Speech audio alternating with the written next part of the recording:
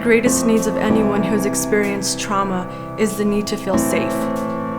Here at the CAC, our staff and the multidisciplinary team work to make that happen, to build the trust for the families and for the child.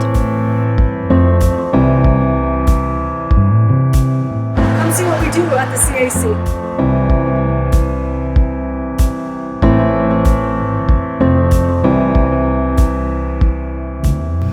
The Child Advocacy Center is a beautiful gingerbread-like house on the corner that you recognize whether you know what we do here or not.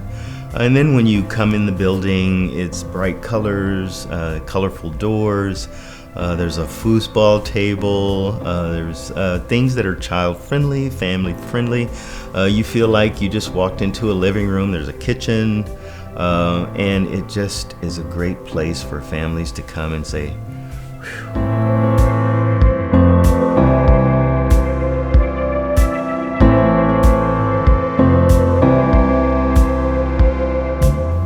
here at the Pueblo Child Advocacy Center, these investigations start out with a name on a piece of paper.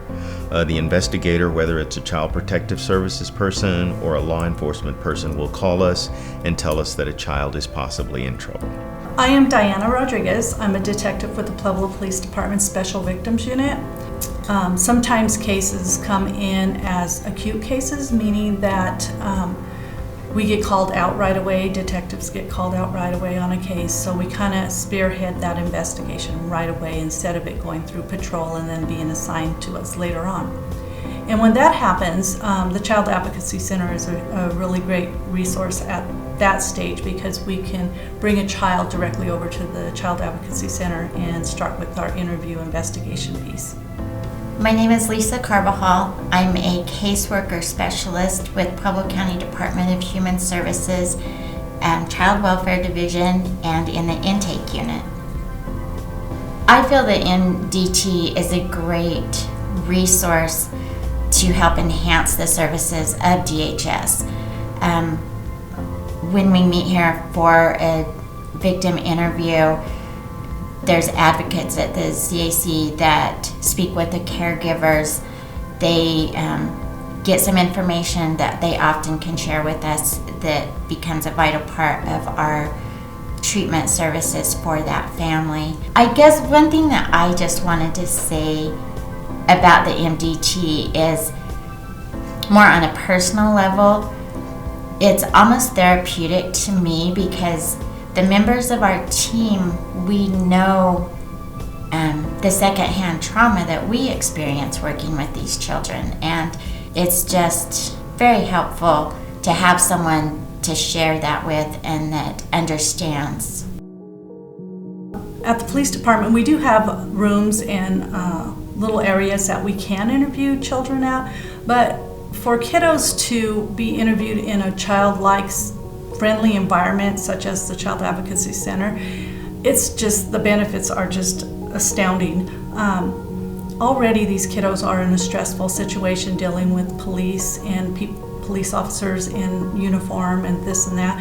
It's not a good idea to bring the kiddos to the police station for an interview. Literally there's a table and a chair and 4 walls with nothing on the walls, and it's stressful for kiddos to be in that type of situation. And when they're able to walk through the doors here at CAC and see a couch and some stuffed animals and some bright colored walls and friendly advocates, I mean, it just helps in getting that kiddo to tell their story. I'm a detective at the Pueblo County Sheriff's Office. My name is Bethany Solano. I utilize the Advocacy Center as much as I can.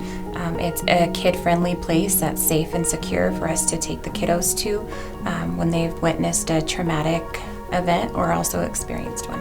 When we go to the PAs, the Pueblo Child Advocacy Center, we are in plain clothes, whether we're doing the interview or the forensic interviewer there is doing the interview. Everyone's in just regular clothes so that we don't, intimidate those kids while talking with them. Here in this room, it's not very kid-friendly. We have the gray walls, the recordings all over the place. At the Child Advocacy Center, it actually looks like a house. It's a home. tons of kid stuff all over the place in there. The rooms, we have colors, we have Play-Doh, we have things for the kids to do while they're in there, couches. It's just a fun, safe place to be. So predominantly my caseload is the child abuse, child sex offense cases, so I am constantly at the Child Advocacy Center utilizing it. I think that we have an amazing relationship with them. I'm part of the MDT, the Multi-Disciplinary Team, where it's detectives and nurses and people from the CAC, where we come together to collaborate to figure out what we can do to make our case more solid for these victims. And I'm proud to be a part of that team. We're called the Child Advocacy Center, but we really are welcoming families into the center. We have found out that these child abuse and child maltreatment doesn't just affect the child, it affects the whole family. So at the Child Advocacy Center, we want to welcome the family into the facility. You know, the police are usually involved, CPS is usually involved, and those are terrifying agencies within a family structure, especially a family going through crisis. So if you can have a place that was designed for families to come in a crisis, in the midst of trauma, it's a great alternative to Department of Human Services, Child Protective Services, or a police station and an interrogation room. The family's going to come in to the CAC, they're going to be welcomed by someone like me, a family advocate, and then they will be made to feel comfortable, and at some point they'll go back with a qualified, experienced, specialized forensic interviewer trained to talk to young people. And while they're back talking with that forensic interviewer, I'm out here with the family helping them understand beyond the crisis that they're going through. I am out here trying to help the family understand all the parameters of what they're about to go through to help the child recover and lead a full life going forward.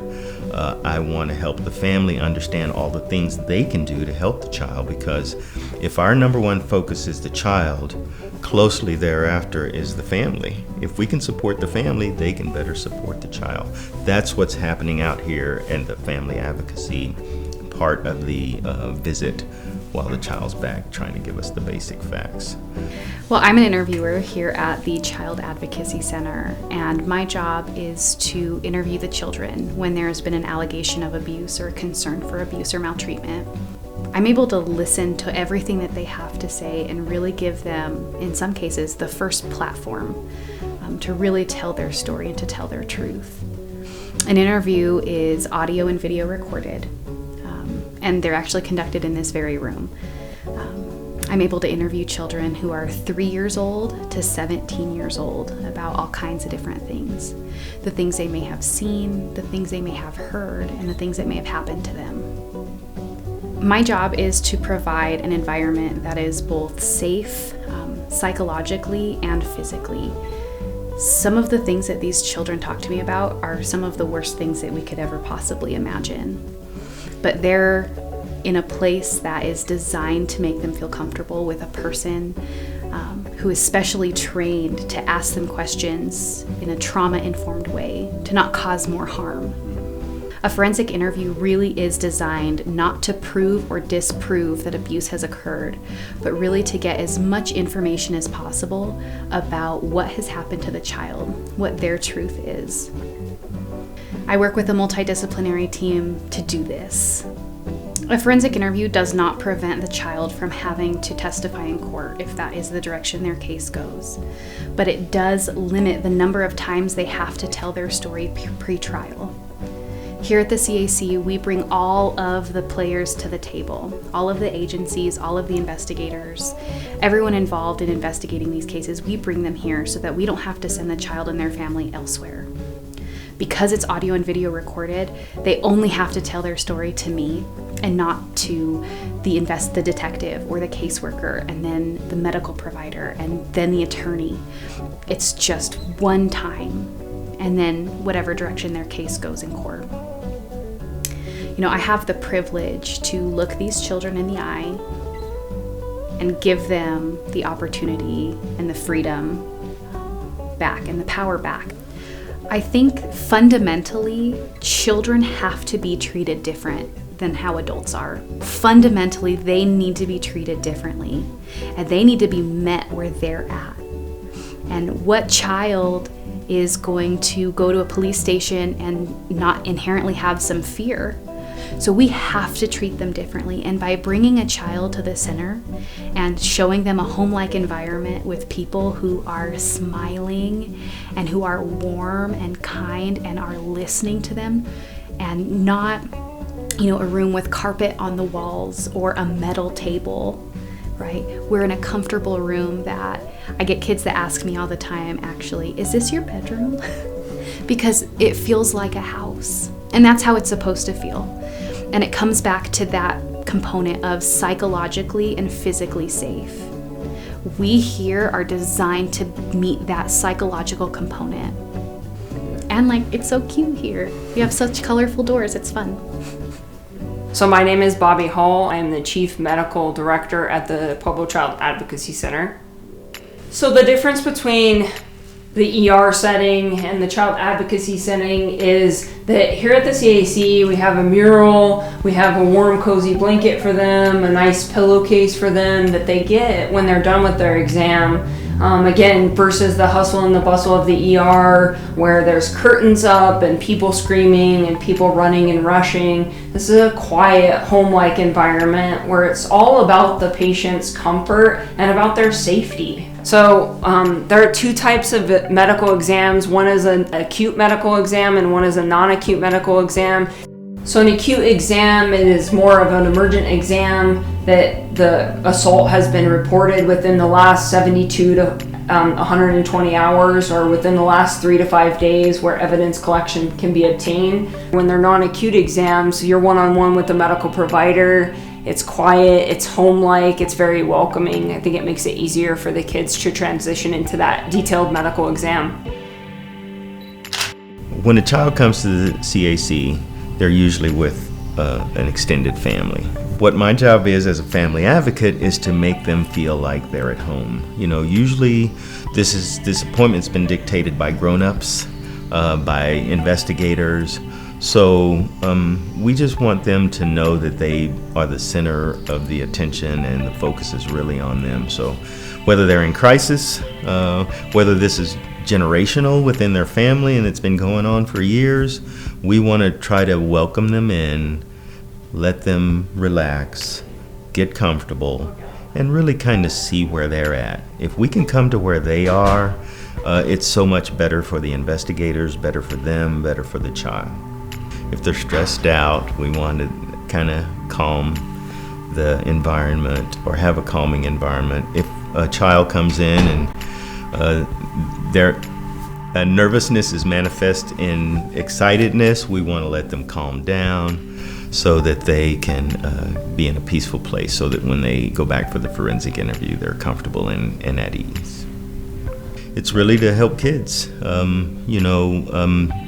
The abuse is going on, whether there's a CAC here or not, whether it's reported. So when it is reported, it's great to have a place like this. It's sad that we have to have a place like this, but it's great that we're here.